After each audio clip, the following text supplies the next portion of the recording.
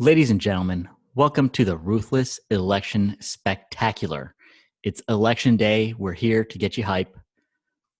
Let's do this. We are going to start you with this.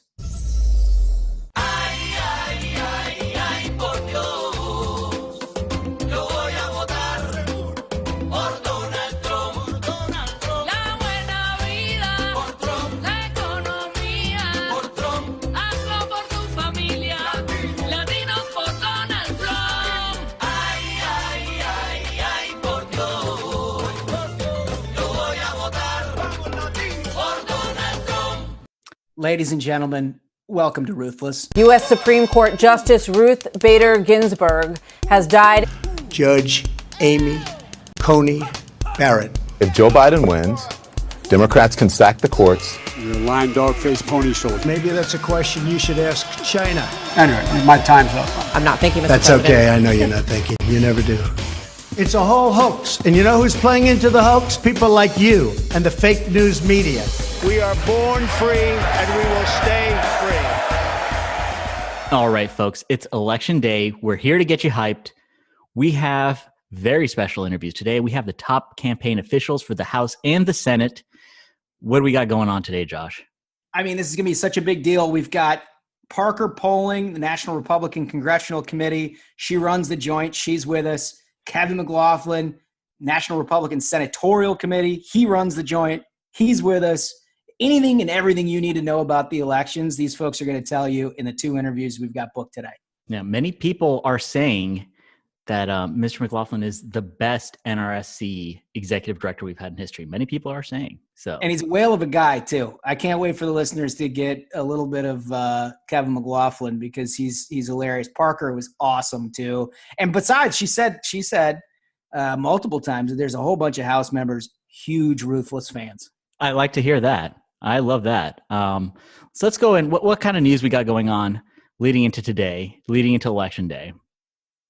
Well, look, I mean, you've got the one thing that everybody's looking at, honestly, is on their TV right now, the huge contrast between this doddering old man and Donald Trump, who's got 5 stops a day all over the country for the last week, looking good, feeling good. Yeah, barnstorming. The dude is everywhere. Like, he's putting up some frequent flyer miles. It's impressive.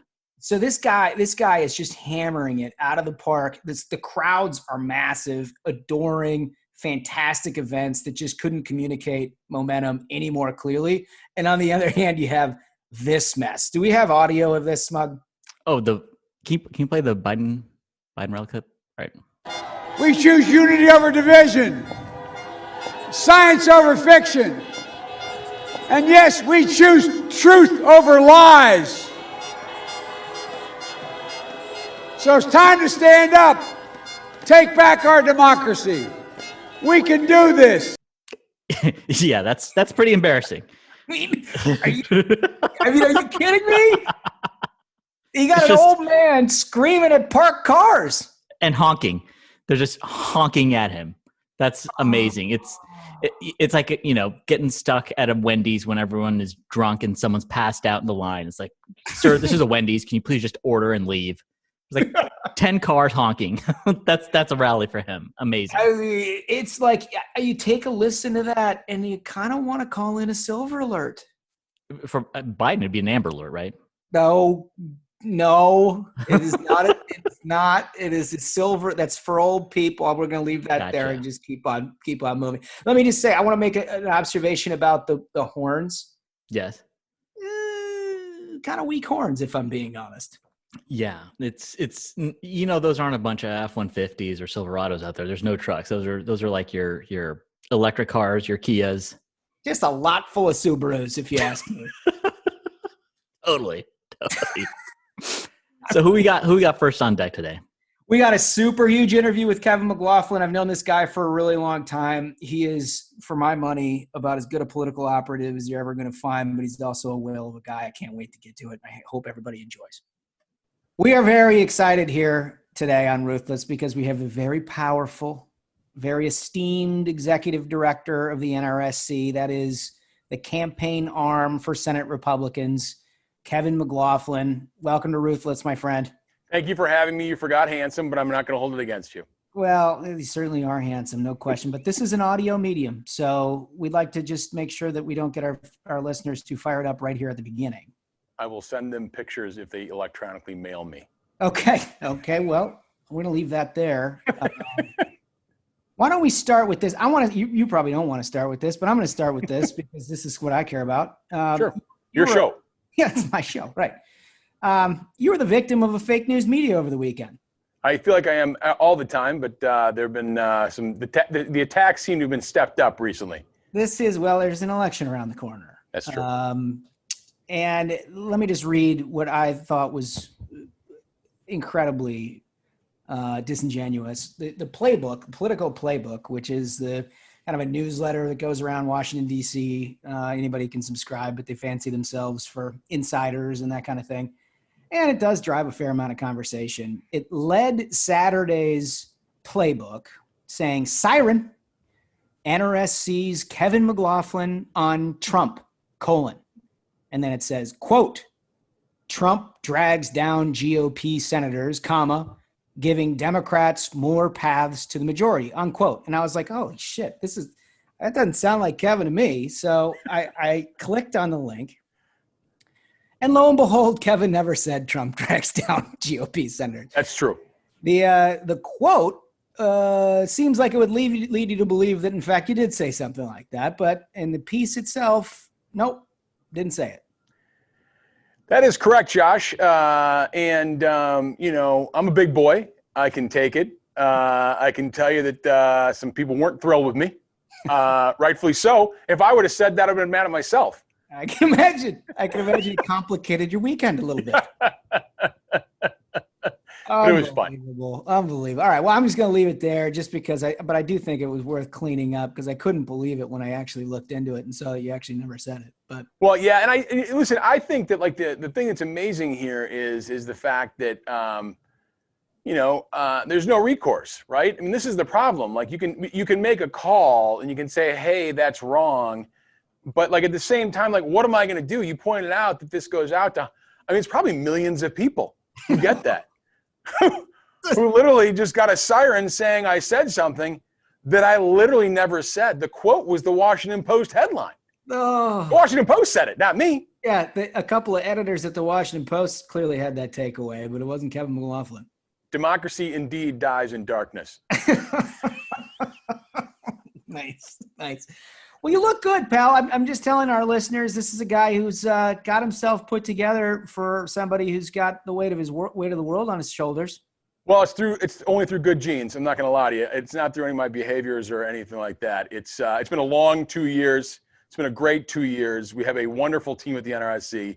We have wonderful candidates and campaigns. But boy, it's been tough out there. I'm not going to lie to you. Yeah, well, let's get into that Yeah. because I know you guys have been in trench warfare here for basically 2 years with every pundit in the English-speaking world predicting your demise on an almost hourly basis. But bottom line this thing for me, are we going to hold the majority or what? I think we're right in it. I mean, there's no question. It's crazy for me to think about. One of the things I was getting at when I talked to the fake news media is that, like, if you think about everything that's gone on out there over the last 2 years, in totality, if you would have told any of us that was going to be happening when we started this cycle and said, these things are going to happen, Kevin, and you will still be in the fight for the Senate majority, I would have had someone committed. I mean, there's just no two ways about it. And so, but the fact of the matter is, like in Iowa, there's been $230 million all in spent in Iowa. 150 million of that is Democrats attacking Joni Ernst. And what did they get for it? They're down 4 in the DMR poll. So what do, Josh? They attack the pollster. They say that can't be right. It just can't be right. There was a fake poll up in Wisconsin, they say. I mean, they're just shameless. Anytime there's something out there they don't like, they just attack. Now, my favorite, that's such a good point. My favorite part was last week, early in the week, there was a poll that was released in Wisconsin that had Biden beating Trump by 17 points. I mean, if anybody's ever paid attention to an election, even for a day, you know that's like the most ridiculous possible outcome imaginable. Right. And at that point, people were like, well, I don't know, it shows a decent lead. It shows a decent lead, probably analytically correct. And it makes sense. Makes sense. Good poll. Good pollster. A plus rating on 538. A plus rating. These same clowns look at a DMR poll, which has predicted the outcome for the last 100 years. Right. They show Joni Ernst with a lead, and they're like, "Oh, that can't be right." Even so-and-so pollster gets it wrong from time to time. They said just from time to time, just this one time. It's ridiculous. Just from time to time. But listen, here's the thing. It was there were dark days, around RBG's death and around the president getting COVID, and all that kind of stretch right there. I mean, our data wasn't good. I mean, it was that was a month or so ago, and things looked pretty bleak. And that's when you started to see red states kind of dip. And you talk about everyone's always like, how could Lindsey Graham be in trouble? Well, I'll tell you. I got a secret. Shh. I'm going to tell your listeners, the Ruthless listeners, a secret. Jamie Harrison spent $60 million in South Carolina in 3 months. That's going to take a toll on someone, no matter how popular they are or how the partisan lean of the state is. So, I mean, all those states where where the red states, when people started to kind of have a panic a month ago in South Carolina, in Alaska and Kansas, and they were talking about Montana and Iowa, even I'd throw in there. Those states have really, they look like they're more like they're supposed to look. Not like they're supposed to look, but more like they're supposed to. So I feel good in those states. And then you look at what we have to do. We're going to win Alabama, as you all know. I mean, I love Democrats because they sit there and they act like they won that special election in 2017. This is my favorite thing about operatives. Did you see how he beat that? How he won in a deep red state? Oh, did you? We nominated an accused pedophile, and you outspent him 6-1 and barely won by 1.5 points. I wouldn't bat myself in the back over that one. But so we're going to win Alabama, done. So we'll be at 54. As Smug says about Alabama, we had a minor issue in 2007. I just, I only wish I was as eloquent as Smug. But yeah, he's right. But then you look at those swing states of Arizona, Colorado, North Carolina, Maine, and yes, Michigan. Yes, Michigan is in this ball game. We technically really only had to go 1 for 5 in those states. Yeah. And they're in varying degrees of probability right now. I mean, so that's a pretty good path. Those are pretty good paths. I mean, there's multiple paths there. So we got to close strong. And I got to tell you what, the other thing that people aren't really dialed into, to me, the data I'm looking at on early vote and absentee ballots, Democrats didn't do what they needed to do. So let's talk about that a little bit, because all of September, all we heard about as Republicans is how we were getting absolutely dominated in mail-in and early vote. But you're right. You look at some of the numbers as of today, the day before Election Day, and all of a sudden we're like, yeah, maybe not. No, man, I don't know. North Carolina, give me your thought. So I'll tell you that on North Carolina, so first of all, there's been a bunch of ballots cast there, right? There's been 4.5 million ballots cast there. But where we sit right now is D+5. And in 2016, we're better. It was D+6 in 2016. So in other words, just for the layman that doesn't follow the ins and outs, that means that there are 5% lead amongst registered Democrats who have cast ballots in this election. Correct. Democrats are leading. If this election stopped right now, they'd win by 5 points. And what you're saying is that in 2016, when we got out early vote, they were 6. So they were even higher than they are this time. Correct. And here's the other thing too. We have a low propensity advantage, meaning people who don't vote or vote very little, we have an advantage with those voters. The cities are coming in hot, Raleigh and Charlotte. And some people might say, oh, geez, that's a problem, eh? As we're up in Minnesota. And so, some people might see that as a problem. What we see it as is our vote's still out there. Yeah. We got more votes to go chase. And so in North Carolina specifically, I mean, I'm telling you, here's what Democrats have been telling us for, our entire careers. They're going to go change the electorate. They're going to create a new electorate to win in these states. And by any measure, if you look at any state that we are playing in right now, they did not do that with the returns that we're looking at. That's a big deal. It's a really big deal. And listen, we have our work cut out for us. We got our folks turn out on Election Day. I'm sure you guys have talked about this before, but even during the Rona, the height of the Rona here, our polling Republican voters, 60% of them in any state, were saying we're voting on election day and we're voting in person. Yeah. Yeah. So well, we got to turn those people out. We got a lot of work to do in Iowa, in North Carolina, in all these places. But boy, I mean, we know the path, we just got to close it.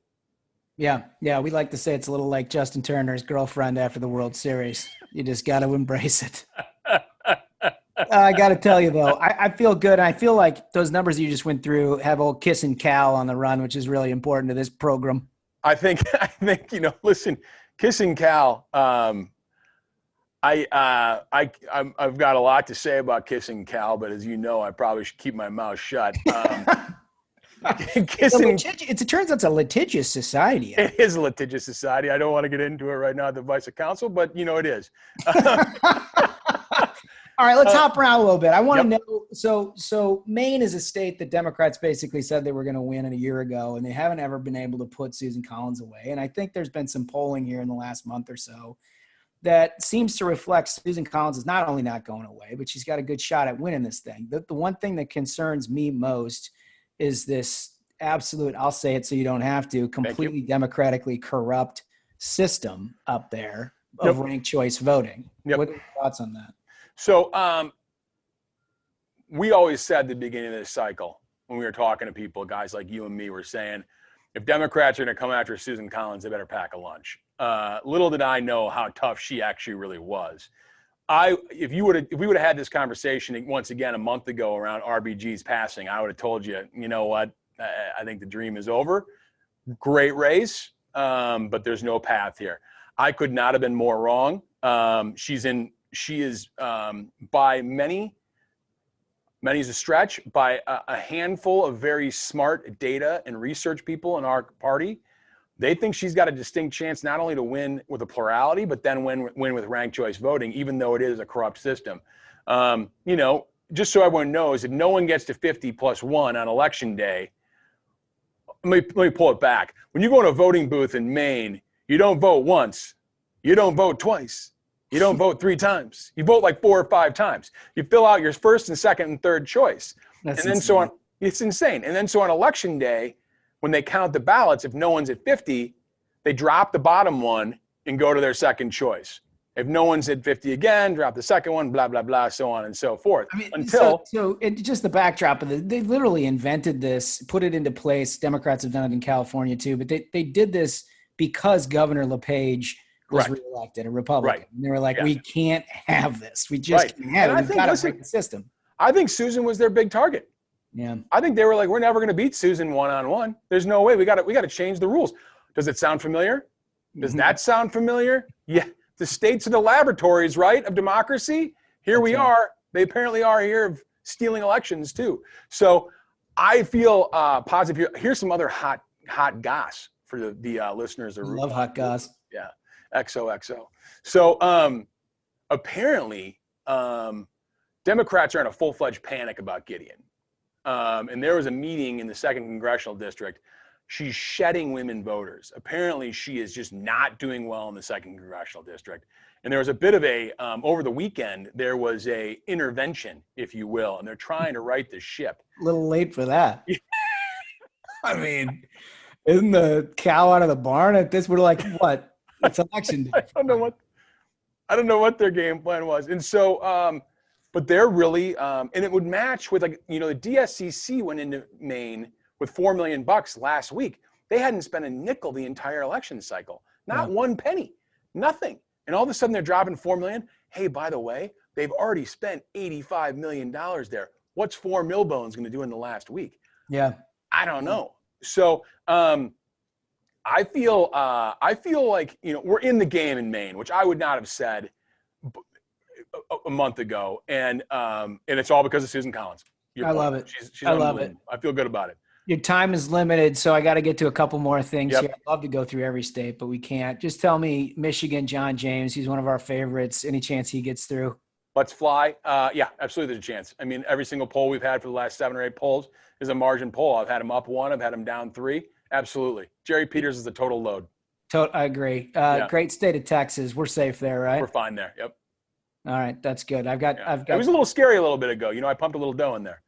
You did. Yeah, You did. And actually, that's the last thing I want to hit before I get to our 3 questions.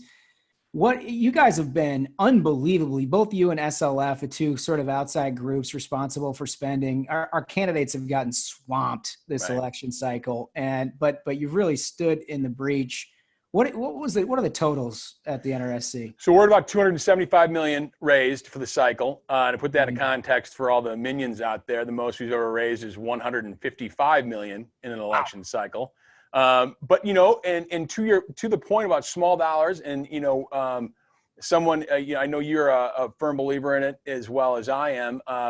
We increased our digital fundraising, our online fundraising, 340% cycle over cycle. We just finished out October raising just under $30 million online. We raised $30 million in all of the calendar year 2018. So Incredible. If you invest, if you stick to it, if you do it, if you're a candidate, a campaign committee, or whoever, it works. And I'm a big believer, and I'm an evangelist, and I will preach the gospel for the rest of my life. Well, regardless of what happens in this election, we want you to come back and talk more about that, because I've got, as you know, some pretty significant thoughts on how we have to continue to compete as a party. But I want to get to these 3 questions. I love it. Kevin, your last meal, what would it be? Well, listen, does this have to be a real meal, or can it be like fictitious on some level? And I'll tell you why. It can be whatever you'd like. Okay, well, there's actually 2 I'm going to tell you. Number 1 is I would give anything right now to sit bellied up at Al's Super Bar in St. Louis Park, Minnesota, which is no longer with us, God rest its soul, and have a Heggy's frozen pizza made in the old-fashioned pizza maker and drink about 38 Mick Golden Lights. That's one. That's one I'd like to do. The second one is a Juicy Lucy at Matt's Bar. I'm not one of these 5'8" club guys in Minneapolis. I'm a Matt's Bar. I'm a traditionalist. I'm not a Casper and Runyon's Nook. God bless them. I do Matt's Bar in Minneapolis. One of those 2. I might do both if it's my last meal. Who's going to tell me? I don't recall asking you for 2, but I appreciate it. And I also appreciate the commitment to your hometown there. Good Lord. I really like it. Can't find a steak in D.C. or what? Listen, no, I get paint thrown on me and people yell at me on the street in D.C. Very fair. Very fair point. Kevin, if you were not involved in politics, what in the world would you do with yourself? We just might find out tomorrow. Is my first answer. Truck driving school, I think it was. I think Amazon's hiring in Northern Virginia. They got a big campus they're building. I'm very excited about it. We'd be happy to put a recommendation in for your resume. Thank you. I think that would be helpful. Listen, as well as I do, before coming out to DC, I was a Z-list celebrity in Minneapolis. I was a talk show co-host and news guy on a radio show. It was my favorite job I've ever done. I did a morning show for 5 years. Let's get a little of that. I would like a call sign. Can you give us our sign off or something you worked with? That was, let me see. I'd come out of the news and I'd say, it's 7:54, 6 minutes until 8 o'clock. I'm Kevin McLaughlin, and those are your headlines on the new sound of 104.1. Oh, yeah. Yeah. Listen, I think you might have it. That's you've been hiding that. My program director did not think I did. They actually forgot to fire me. That's the next one. I was like the guy with the stapler. They just kept me around for like years. They didn't know I was there. So I love it. All right. Yep. Your final question is what motivates you more? And there's a right answer to this. I'm never going to reveal what it is because I need all of our guests. People are saying like, why do you ask that? Mm-hmm. There's a right answer. At some point I'll explain what it is, but what motivates you more, the thrill of victory or the agony of defeat? Well, as you know, I am Irish, and so the agony of defeat is always prevalent. And as you also know, Yeats said that being Irish, I have an abiding sense of tragedy that sustains me through temporary periods of joy. So the agony of defeat, I cannot stand losing. I hate losing more than I love winning. Losing sucks. So was that clear? I won't give you 2 answers there. You have made yourself abundantly clear on this particular issue. I appreciate your time. You are a good friend of the program. I love the program. I can't wait to the next time you get Ruthless. Good luck in this election, pal. You've done everything you can possibly do. And all of our listeners, thank you for your help. Thank you for your support, your friendship. You and Smug have a good thing going here. You deserve all your success. Thank you, sir. Thank you, Kevin. All right, let's go. Let's go. We got to hold the Senate, folks. That guy's good. We've gotten our justices confirmed because of the Senate. We got to hold the line on that one. No kidding. Okay, well, it's in good hands, and you can tell this is a guy who's not only really good at his job in politics, but he can sell ice to Eskimos. Let's go. Something else I would like to bring up. So 2 days before the election, what do we have? We had Kamala Harris post essentially like a how-to communism cartoon on Twitter, advocating for equal outcomes, folks, not equal opportunities. And wow, that says it all right there. You knew 2 days before the election that she's coming at us with this? You knew Biden was the Trojan horse candidate. You knew this was, the plan all along is he's going to get bullied by the left, but it's going to be Kamala taking the reins here. And she's letting her folks know, hey, listen, everybody knows I'm the senator from California. I have the most liberal voting record to the left of Bernie, and she wanted to let the folks know what they're voting for, and they're voting for straight up communism.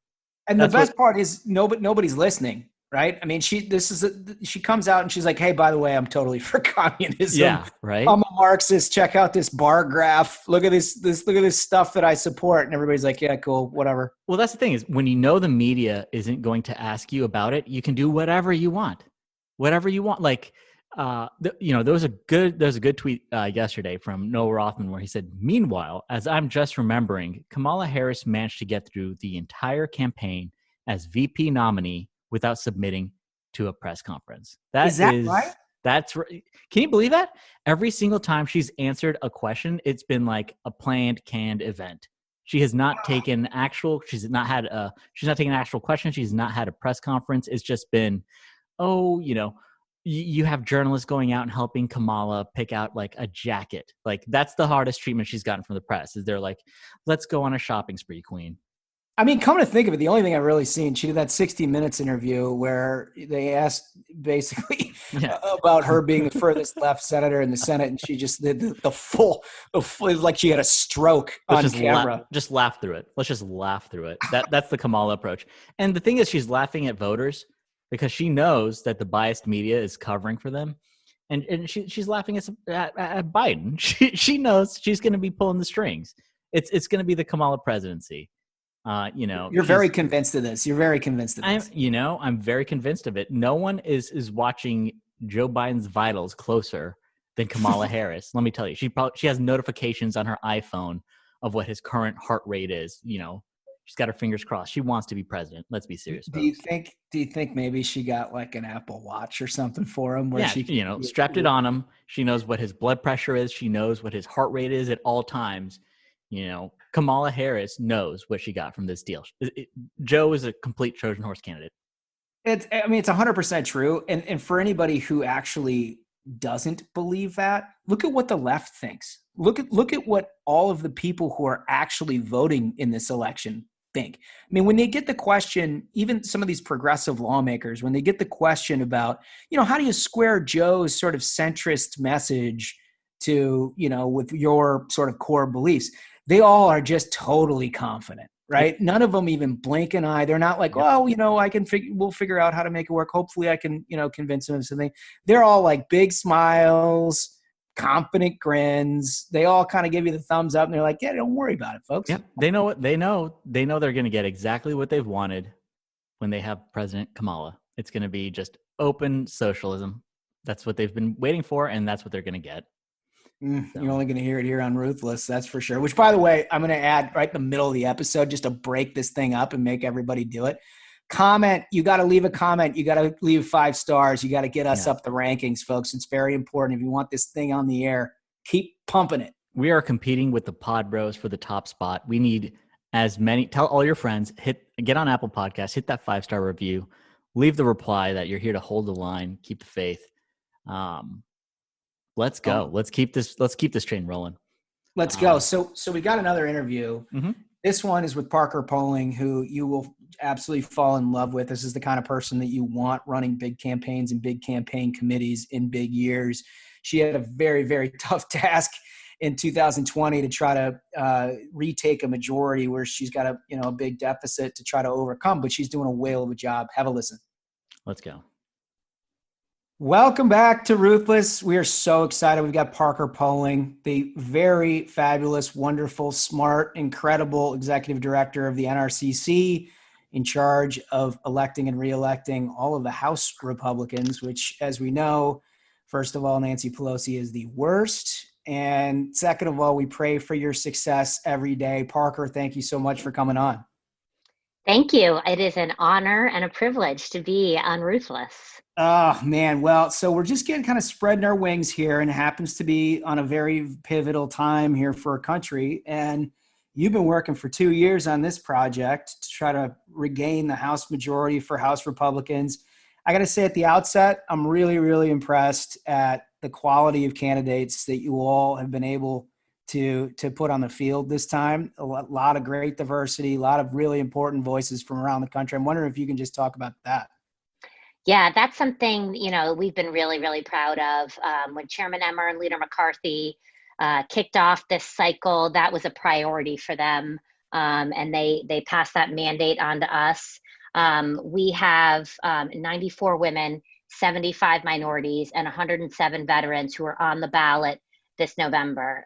Those are all records. And just for comparison's sake, the previous record for women running as Republican was 53. Wow. And we're at 94. So we almost doubled the number of Republican women, and we're poised to make real gains towards improving our numbers in the Republican conference. That's just so great. One of the reasons why we came up with Ruthless in the first place is just we're so inundated with the fake news and the armchair punditry and the groupthink, and you get an awful lot of that right now, particularly with the House. It's basically they do the president could win the Electoral College if these miracles happen. Senate Republicans almost certainly are gone. And then, the House, that's going to be gone by a long shot. And none of it, all of us know that none of that is totally true. But I'd be interested in get your take on what are these guys missing? Why are they just totally missing the boat here? Yeah, and we think they are. I mean, at the end of the day, we have a very narrowly divided electorate, right? I mean, there are an enormous number of races that are toss-ups. I would venture to say that most of the races that anybody's talking about right now, we have essentially within the margin of error one way or the other. And the prognosticators and the fake news media are all just sort of assuming that they will fall to the Democrats. Mm-hmm. And yeah, sure, if every single toss-up goes their way, it's not gonna be a great night for the Republican Party or for America, frankly. But we feel good that a lot of these are coming our way too, and that given the trends, given where the president is performing, so I think I think we are well positioned to shock the hell out of some people. That's awesome. So what districts, are there any early indicators, districts that you're watching the closest, maybe in the Eastern time zone on election day, that our listeners can get a clue as to which way this thing is headed? Yeah, my early bellwethers, Kentucky 6, Andy Barr, you know it well from your time with McConnell. But given how strong Cocaine Mitch is running, Andy has just been a rock star this cycle. Your listeners may or may not know that he suffered a tremendous personal tragedy this cycle, but he has, just soldiered through that and is really well positioned to win another term, I think, in a more comfortable way than he did last cycle. He's in really great shape. The other early one is Indiana 5. This is Susan Brooks's open seat. Our candidate is a Ukrainian immigrant named Victoria Sparks. The Democrats are running an anti-immigrant campaign against her, sort of making fun of her accent. And I mean, it's just the stuff they get away with that we can never get away with.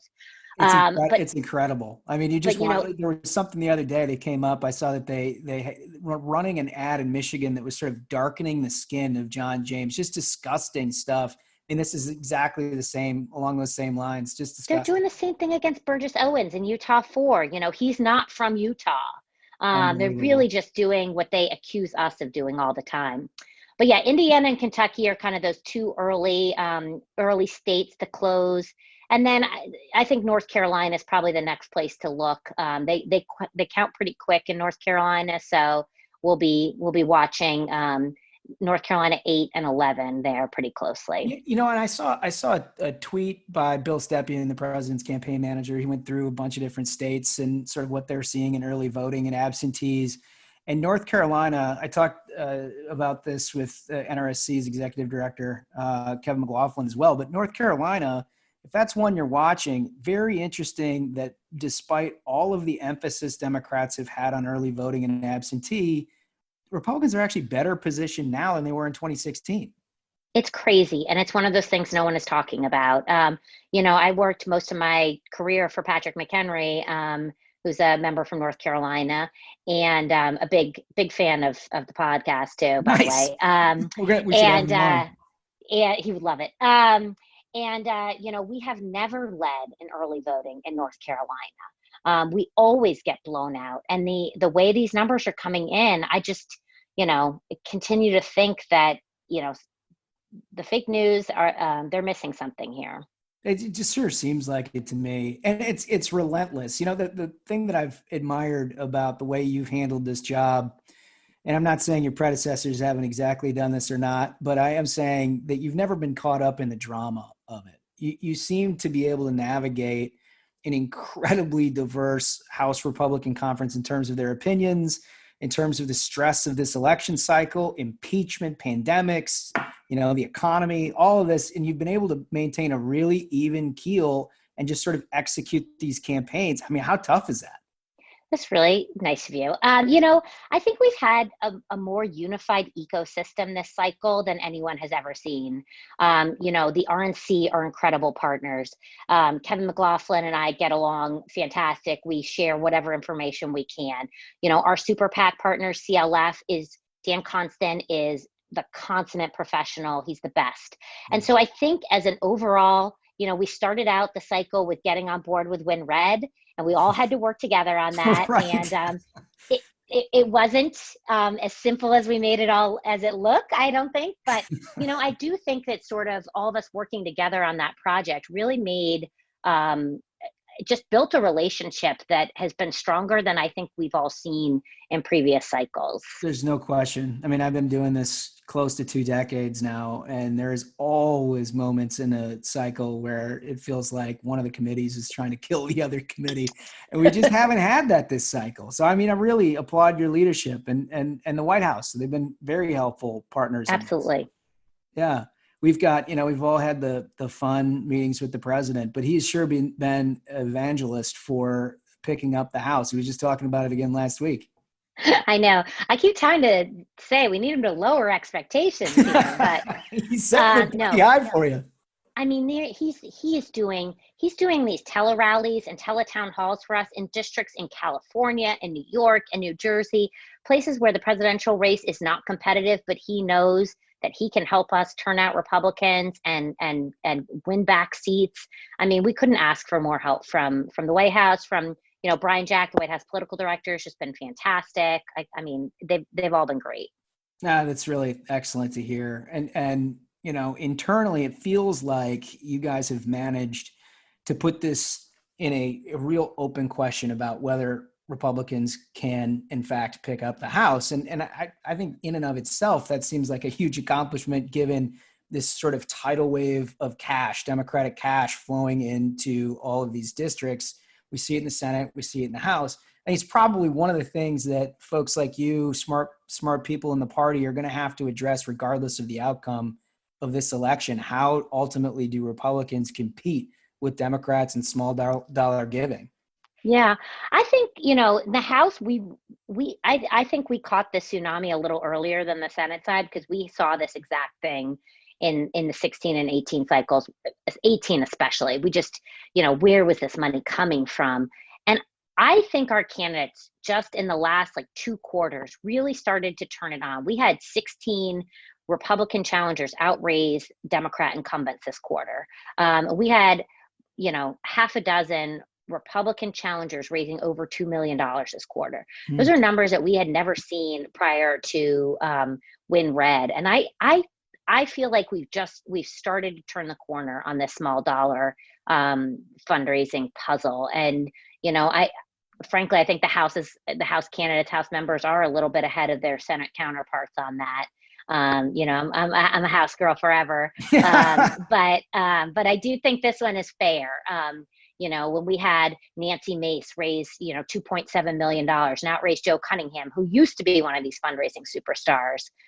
Burgess Owens did 2.5 million. We have some really, really impressive numbers out there. Right. Well, and I know both McCarthy and Emmer have been terrific at trying to get early adoption of Win Red and get everybody into the mode where, you got to do this in modern day campaigns, investing in infrastructure to try to get as many donors in as you possibly can. That's got to be helpful. Yep. They've been great. And then some of our incumbents, Lee Stefanik and Dan Crenshaw, I feel like are two incumbents that need to give a shout out to, really have figured out how to be innovative. And this, you've got to be creative and catch people's eyes on some of this stuff. No kidding. Well, look, you've done a whale of a job, and we really appreciate you sharing your thoughts here. I got 3 questions for you. They're hard. And all right. There are right answers and there are wrong answers. We'll judge you accordingly. Your last meal, Parker, you get 1 shot. Last meal, you're on death row. What are you choosing? I'm a Republican, so like probably everyone answers here, it's going to be a steak. And right now it might be St. Anselm steak, and I got to have those biscuits with the pimento cheese. That might be it. That is a good answer. That's specificity too, which I like. Tom Cotton gave us a very meat and potatoes answer, and I didn't feel like that was as sufficient as what you've just given us with the location, so we can check it out ourselves. All right. So if you weren't involved in politics at all, what would you be doing? It's almost hard to imagine because I can't imagine another life, but I think I'd be a Disney trip planner. I'm really good at that. So, if you want to know how to use your fast passes, what your best dining options are, where the character meals are the best, I'm your girl. Are you serious? So you actually have this all bird dog? I suppose you've done it a few times, or what? Yeah. We're there's nothing like a post-election trip to Disney World. So, if anybody, I'll offer my services for free to listeners of Ruthless. That is amazing. We are going to take you up on that. And as a father of 2 little ones, I'm definitely going to get under the hood on that deal. There are ways to do that wrong. Absolutely. It's easier to do it wrong than right, I think. Did you do it wrong? Is that why you're so good at it? Or did you get it right off the bat? No, I think I was just born with the right gene for this. I love it. That's so good. I love it. All right. So finally, what motivates you more, the thrill of victory or the agony of defeat? I think it's got to be the thrill of victory. I thought about this, and I thought about when we passed the Tax Cuts and Jobs Act on the House floor, or when we passed, Trade Promotion Authority. I think winning those and watching the agony of defeat on the faces of the Democrats, I think it's the thrill of victory. I love it. So it's the thrill of victory, but it's because of their agony. That's a fair point. Yes. Speaking like a true political pro of Parker Poling, I can't thank you enough for taking the time to be with us on Ruthless today. Thanks so much for having me. See you later. Take care. Bye. All right. That's good. Two banging episodes. Let's go. Yeah. She's as smart as a whip. And I think what we'll find is that these 2 people, McLaughlin and Parker, have put our party in a place where we have the opportunity to win. Like, the backdrop of all of this is we've had a pandemic, we've had an economic recession, we've had impeachment, we've had all of these huge existential crises where a whole lot of incumbents are in the room having to try to make the case in impossible situations. And I think these folks have done an incredible job at giving all of us a really good chance to win. Yeah. I mean, that great interview on that one. So I think the best thing that we can do right now, hype time in the Ruthless Election Spectacular, is to let the folks know why they need to go vote today, why they need to get their friends, their family members, why they and let me clarify that. This show is not going to be a go vote, do your civic duty. This is going to be a go vote straight ticket Republicans. If you want to go vote for a Democrat, listen, just stay home. Honestly, don't bother. If you're going to vote for a Democrat, I've been reliably told the election is on Wednesday. Well, there we go. Now we're totally going to get banned by the tech overlords for that one. Vote red, no matter who. Straight ticket Republican, folks. And we're going to tell you why. We're going to get you hyped up, and we're going to give you the reasons. And I mean, I touched upon this earlier, but one of the first things you need to know is that Biden is a Trojan horse. Kamala and the far left will take over. It's clear as day. Just yesterday, the People for Bernie Twitter account replied to one of Trump's campaign accounts saying, actually, we're going to ban fracking in Pennsylvania. Like, they don't need to hide it. They know this is their agenda. They're going to stop fossil fuels. They're going to pass the Green New Deal. They're going to come for your guns. They're going to come for everything that they've always wanted. That's what the Biden presidency means for them. And they're totally confident. As we said, they're totally confident. There isn't a moment of remorse. You remember during the 2016 election when basically all of the Bernie Sanders crew was just fundamentally disappointed with the choice of Hillary Clinton. Many of them sat out. These folks don't have that this time around. Yep. And the reason they don't have that is because they have the wink and the nod from the powers that be that the progressive agenda and Kamala Harris are going to be what rules the day. I mean, Senator from California votes to the left of Bernie. Need I say more? Get in the car, go vote today. You got to put an end to this. Got to put an end to it. And we're going to get to number two. With a second reason, folks, I can't emphasize this enough. It is not a talking point. It is not anything other than rock solid fact. When Democrats tell you that they are going to pack the court, folks, they are going to pack the court. They mean it. And they mean it. And what does that mean? It's not like just simply putting a couple more people with robes on the court and people you disagree with and, bad ruling. Ultimately, what it means is if you're into the Second Amendment at all, if you actually believe that possessing a firearm of any kind is a right inalienable to Americans, well, then you better be really upset that the fact that they're going to pack this court and that's going away. Gone. That's going away. Gone. Yeah, Heller was a 5-4 decision. When they add their justices, they're going to get your guns. They're going to take anything they've ever wanted, they can accomplish because all they've ever wanted is these activist judges. And they're going to have the White House, and there's a reason Biden hasn't released, the list of justices, because it'd be like 100 people since they're going to add dozens and dozens. Who knows how many justices they're going to add to pack these courts. And you've got, running the Senate, you've got Steve Bullock, you got Hickenlooper, you have all these Dems who are committed to packing the courts. Biden, there's a reason why he won't say no, is because he knows he needs the far left to win. The far left is calling the shots, and they're going to pack the courts. Previously unthinkable things, right? Previously, it is an unimaginable fact in this country that your First Amendment rights, your ability to speak your mind could be threatened. But if you have any question about where a liberal court would lead you, look no further than Silicon Valley. Yep. Look what liberals do when they're given the power to control and regulate your political speech. They turn it off. Yes, they turn it off.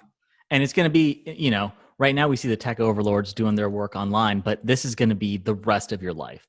This isn't going to be, I'm getting silenced on Twitter. No, this is going to be, I'm silenced every day. Registering Republican is a hate crime. I'm not allowed to own a gun. The Green New Deal legalizes it. So, hey, if you have a job in fossil fuels or you have a farm that has cattle, hey, guess what? Green New Deal says goodbye to your life. Ugh. What do we got for third? This is a big one. Yeah, this is this is kind of like, this is going to be the battle cry. This is the whole reason for the episode, folks. And I don't want to just dunk on the libs. I'm going to have a special little segment. I'm going to call Duncan with Duncan. Let's have Mr. Michael Duncan come and give this little hype speech to let the audience know why they need to vote. Mr. Duncan, take it away. Fellas, I think there's been a lot of good content on the pod today. But look, I mean, I think this all comes down to closing. Always be closing. Always. So let's talk about something important. But first, put that Twitter down. Twitter is for closers.